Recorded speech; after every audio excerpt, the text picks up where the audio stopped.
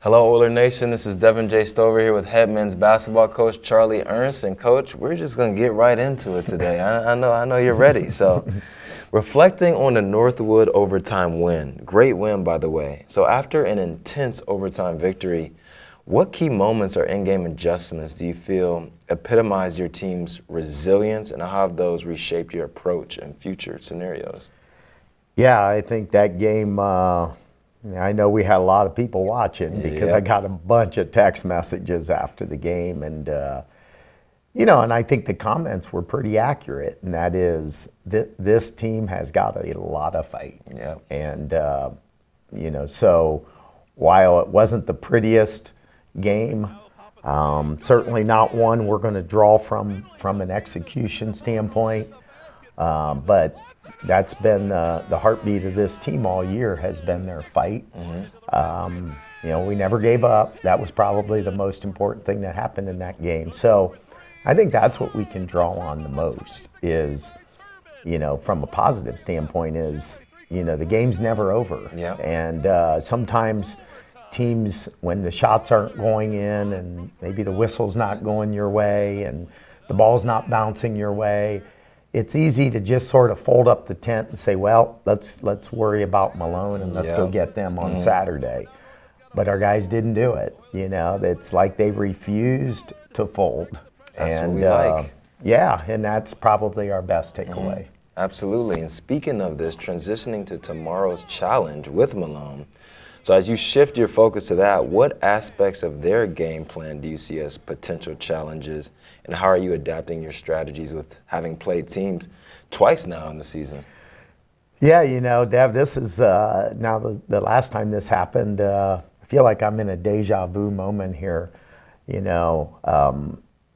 lost to Thomas More 2 weeks ago, and then we had to turn around and go to Hillsdale, and Hillsdale hadn't played that week. Well, we're doing the same thing again tomorrow. Not really sure how that works, but nonetheless, that's the situation we're in. So to answer your question, I think a couple things. Number one, Malone's not overly deep. Now some of those guys log a lot of minutes, so they're used to that. We've got to do a good job of imposing our will against them. They're playing pretty good. They've, even in their losses, they've been close losses. They've got a couple. I think the thing about them is they kind of know who they are, and they sort of know who their guys are. Yep. They kind of, I don't want to say they have a pecking order, but I think their players understand it. It begins and ends with Simon Blair. But then they've got a kid inside named Ryan Bartley and a wing named Trey Baumgartner. And those two guys can get tough buckets when needed. And they're certainly a big focal point of their offense. And then a lot of the other guys are opportunistic. They kind of know that, my job mostly is to be an opportunistic scorer, shooter, if that's my job, hard-nosed defender, set good screens for those guys. And I think sometimes that helps teams because they kind of know who they are. They're going to want to slow this game down. And of course, we're going to want to speed it up. So it'll be another one of those games of tempo. Absolutely. And then now bridging the recent past with the season's overall journey.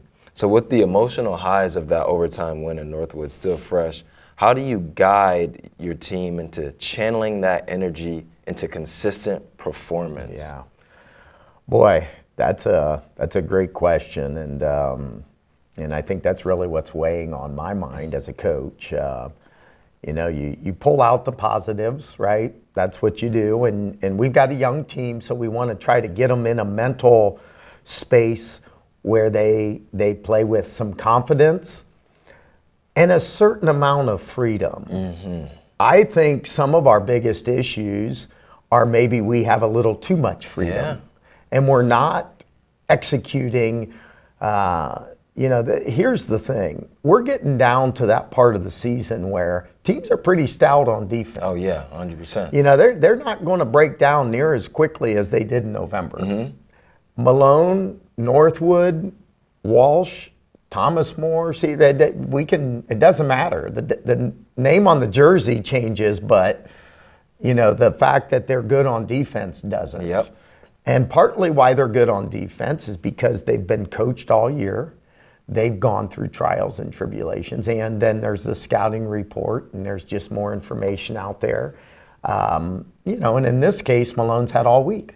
So it's not going to be easy. And I think as coaches, we know that. But I'm not sure as players on the floor, we have enough respect for the fact that there might be 8-10 possessions in a row where we have to run 20 seconds off the shot clock before we find a good shot.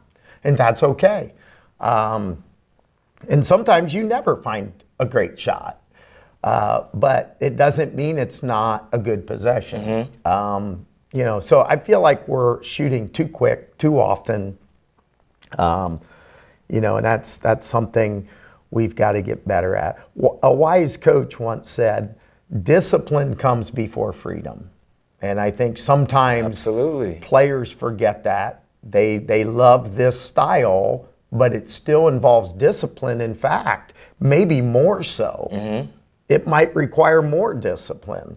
And so we can grow there. And maybe the last, 5 minutes of regulation and the overtime, that's maybe an indication of what we need to be. But that's kind of been where we've been in too many of these recent games. Yes, sir.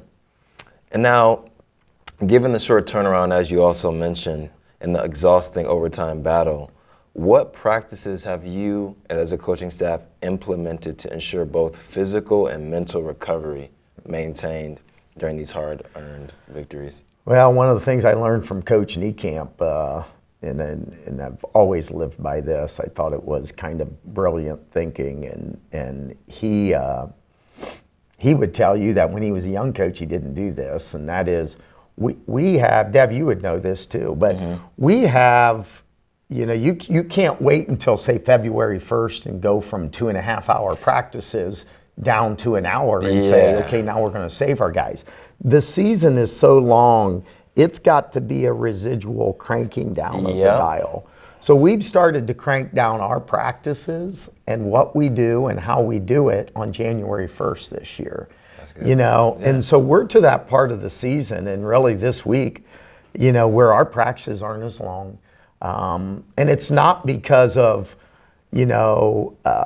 these short turnarounds. I mean, partly, but it's because the season takes its toll physically. We want to save as much energy as we can for game days. And so we've changed what we do in the weight room.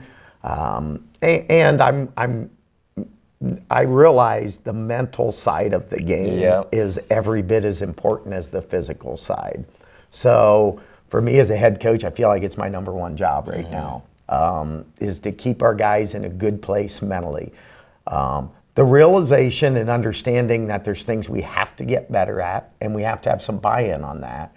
But yet, in understanding that, we're doing a lot of good things. That winning games is not easy. And it's not, the games aren't won and lost on paper. And I think sometimes, young players and fans think that the game's won on paper. It's not. It's won on the court. It's won by the team that executes better, plays harder, sustains longer, and plays together. And, all of those last couple items, are all part of the mental, the heart, the soul, and all of those things. So that's an important piece to February basketball. And then last question here, Coach. As the season advances and each game brings its unique challenges, how do these high-pressure experiences shape your coaching philosophy and long-term development of your team? Well, they make me older. That's the first thing.